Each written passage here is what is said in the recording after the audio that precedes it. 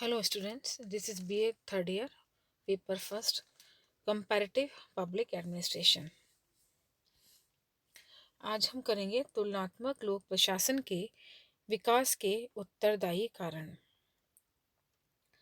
तुलनात्मक लोक प्रशासन के अध्ययन का विकास कई कारणों पर आधारित रहा है। इन कारकों ने विश्व परिदृश्य में ऐसी परिस्थितियां उत्पन्न कर दी थी कि लोक प्रशासन में तुलनात्मक अध्ययन और अनुसंधान अनिवार्य हो गए। इसके कुछ महत्वपूर्ण कारण हैं जो निम्नलिखित हैं। पहला है परंपरागत दृष्टिकोण की अपर्याप्तता। जैसा कि नाम से स्पष्ट है कि परंपरागत दृष्टिकोण अपर्याप्त होने लगा था। लोक प्रशासन के अध्ययन के लिए प्रचलित यांत्रिक, संगठनात्मक और परंपरावादी दृष्टिकोण ने प्रशासन की आंतरिक संरचना और कार्यप्रणाली को समझने पर ध्यान केंद्रित करने पर बल दिया। इन दृष्टिकोणों के आधार पर तीव्रता से परिवर्तित हो रही विश्व व्यवस्था को समझना असंभव था। इस संबंध में ड्वाइट वाल्डो ने बोला है कि लोक प्रशासन का परंपरागत दृष्टिकोण सिमटा हुआ था और वैधानिक और औपचारिकताओं से परिपूर्ण था। इस दृष्टिकोण में अनौपचारिक संबंधों की अनुचित अवहेलना की गई थी तथा संगठन के औपचारिक और स्थायी पक्ष पर ही जोर दिया गया था। यह दृष्टिकोण मुख्यतः वर्णनात्मक था, जिसमें समस्या को समझने, विश्लेषित करने या समाधान ढूंढने का मार्ग कोई था ही नहीं। परंपरागत दृष्टिकोण के सहारे लोक प्रशासन का विद्यार्थी केवल किसी देश के प्रशासन की सामान्य जानकारी ही प्राप्त कर सकता था। इस प्रकार परंपरागत दृष्टिकोण की कमियों ने तुलनात्मक लोक प्रशासन के विकास को और प्रेरित किया। दूसरा था अनुसंधान की नवीन पद्धतियों और अवधारणाओं का उदय। सेकेंड वर्ल्ड वॉर के बाद लोक प्रशासन सहित सभी प्रकार के समाज विज्ञानों के अध्ययनों में क्रांतिकारी परिवर्तन आ गए, क्योंकि सामाजिक अनुसंधान की वैज्ञानिक प्रणालियां अब अस्तित्व में आने वाली थीं और उनका प्रयोग किया जाने लगा था। समाज के वैज्ञानिकों ने और उसकी युवा पीढ़ी ने इन परंपरागत दृष्टिकोणों को तर्क की कसौटी पर कसना प्रारंभ कर दिया था। लोक प्रशासन को अंतर्विषयी आधार पर विश्लेषित किया जाने लगा। अतः वैज्ञानिक पद्धतियों के आधार पर तुलनात्मक अध्ययन किसी भी विषय को विज्ञान के समीप लाने और समस्या का समाधान में सहायक होने वाला था। तीसरा है अंतर्राष्ट्रीय निर्भरता।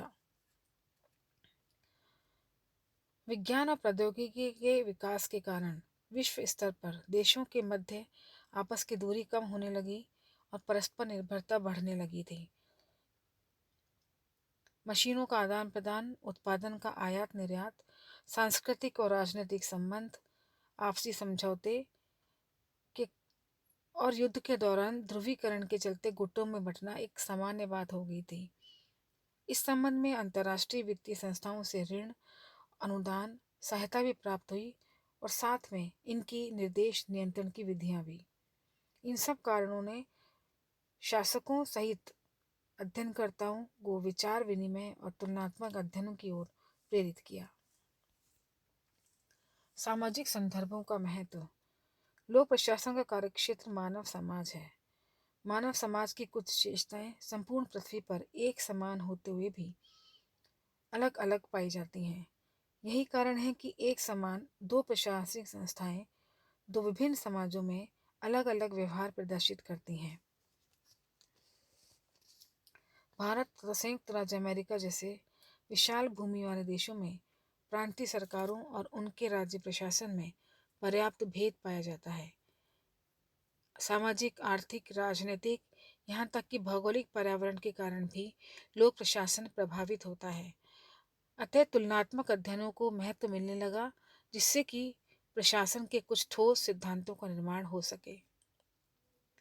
आपसी संपर्क भी एक कारण रहा, जिसमें व्यापार, वैदेशिक संबंध, अंतर्राष्ट्रीय सम्मेलन, तकनीकी समझौते, विकसित राष्ट्रों के द्वारा विकासशील राष्ट्रों को दी जाने वाली सहायता एवं शैक्षणिक कार्यक्रमों के द्वारा एक दूसरे देश के वैज्ञानिकों ने परस्पर विचारों का आदान प्रदान किया।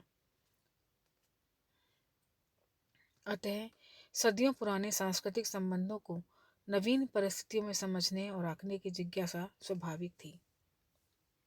आर्थिक सहायता कार्यक्रम संयुक्त राष्ट्र के निर्माण और लोक कल्याणकारी और लोकतांत्रिक राज्यों के उदय के पश्चात विकासशील देशों के चहुमुखी विकास के लिए अमेरिका सहित अनेक विकसित राष्ट्रों ने आर्थिक सहायता कार्यक्रम संचालित किया।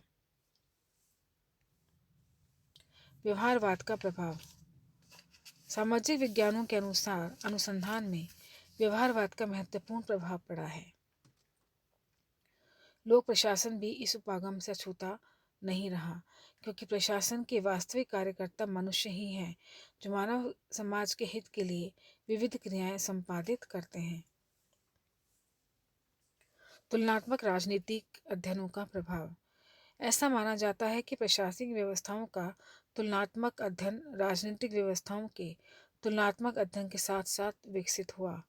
फेरल हेडी और सिबिल स्टॉक्स के अनुसार राजनीति विज्ञान तथा लोक प्रशासन दोनों के तुलनात्मक अध्ययनों में कुछ समानताएं पाई जाती हैं। अल्फ्रेड डायमंड का मत है कि तुलनात्मक राजनीति में उपलब्ध सूचना सामग्री काफ़ी मात्रा में तुलनात्मक लोक प्रशासन से संबंधित और उपयोगी है। उपयुक्त कारणों के अतिरिक्त लोक प्रशासन के तुलनात्मक अध्ययन को स्वतंत्र विषय बनाने की इच्छा, संयुक्त राष्ट्र एवं यूनेस्को द्वारा प्रयास किया जाना, संचार एवं परिवहन सुविधाओं में वृद्धि होना, विदेशी छात्रवृत्ति योजनाएं शुरू कराना, कंप्यूटर की क्रांति आना ऐसे कारण रहे हैं जिन्होंने तुलनात्मक लोक प्रशासन के अध्ययन को प्रेरित और परिवर्तित किया है। तुलनात्मक लोक प्रशासन का महत्व तुलनात्मक लोक प्रशासन की विशिष्ट समस्याओं और महत्वपूर्ण आवश्यकताओं के क्रम में रोबोट ये कहते हैं कि विश्व में कार्यरत लोक प्रशासन तथा दूसरी संस्थाएं व्यापक विभेदों से युक्त हैं। तुलनात्मक लोक प्रशासन के महत्व को बताते हुए एडवर्ड शिल्स ये कहते हैं कि विभिन्न समाजों की व्यवस्थित तुलना करके उनकी समरूपता एवं विलक्षणताओं को इंगित और स्पष्ट किया जा सकता है।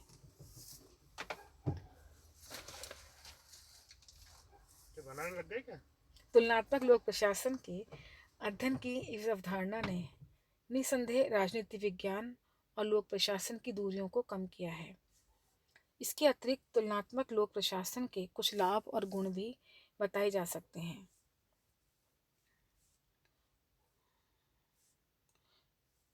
इसके कारण सामाजिक अनुसंधान का क्षेत्र व्यापक तथा गहन हुआ है, जो पूर्व में सीमित, संकीर्ण और स्थूल प्रकृति का था। तुलनात्मक लोक प्रशासन के अध्ययन उन्हें प्रशासन के क्षेत्र में सिद्धांत निर्माण तथा सामान्यकरण को बढ़ावा दिया है। इस अध्ययन पद्धति में वैज्ञानिक दृष्टिकोण अपनाया जाता है तथा व्यापक दृष्टिकोण को महत्व दिया जाता है। इस पद्धति में न केवल वर्णनात्मक विवरण के स्थान पर तुलनात्मक विश्लेषण का प्रयोग होता है, अतः सामाजिक विश्लेषण का क्षेत्र विस्तृत हो जाता है। तुलनात्मक लोक प्रशासन के अध्ययन पद्धति में विभिन्न देशों की प्रशासनिक व्यवस्थाओं के मध्य तुलना और विश्लेषण को बढ़ावा दिया है, जिससे एक दूसरे के अनुभव से सीखा जा सकता है तथा कुछ सार्थक निष्कर्ष भी निकाले जा सकते हैं। इस पद्धति के कारण लोक प्रशासन के विद्यार्थियों, वैज्ञानिकों और प्रशासकों को दूसरे देशों की व्यवस्था को समझने में मदद मिलती है। इस प्रकार संपूर्ण विश्व के लिए एक समान वैज्ञानिक विषय के रूप में स्थापित करने के क्रम में तुलनात्मक अध्ययन का एक विशिष्ट महत्व है। तुलनात्मक लोक प्रशासन के अध्ययन ने क्षेत्रवाद, स्थानीयवाद की संकीर्णताओं को समाप्त कर दिया है और समग्र लोक प्रशासन को एक विशाल, गहन, उपयोगी और लोकप्रिय बना दिया है। मेथडोलॉजी पर आधारित तुलनात्मक लोक प्रशासन ने सिद्धांत निर्माण की दिशा में वैज्ञानिक दृष्टिकोण को अपनाया है। इससे सामाजिक विश्लेषण के क्षेत्र में को भी विस्तृत बनाने की प्रक्रिया को प्रोत्साहन मिला है। इस प्रकार तुलनात्मक लोक प्रशासन एक वैज्ञानिक प्रकृति की विश्वव्यापी अवधारणा है जो कुछ सामान्यकृत सिद्धांत विकसित करने के लिए उत्सुक है। इसके बाद हम पढ़ेंगे विकसित और विकासशील राष्ट्रों का लोक प्रशासन और विकासशील राष्ट्रों में लोक प्रशासन के क्या क्या लक्षण हैं, क्या क्या विशेषताएं हैं, इनकी प्रशासनिक समस्याएं क्या क्या हैं, इन सबको हम समझेंगे।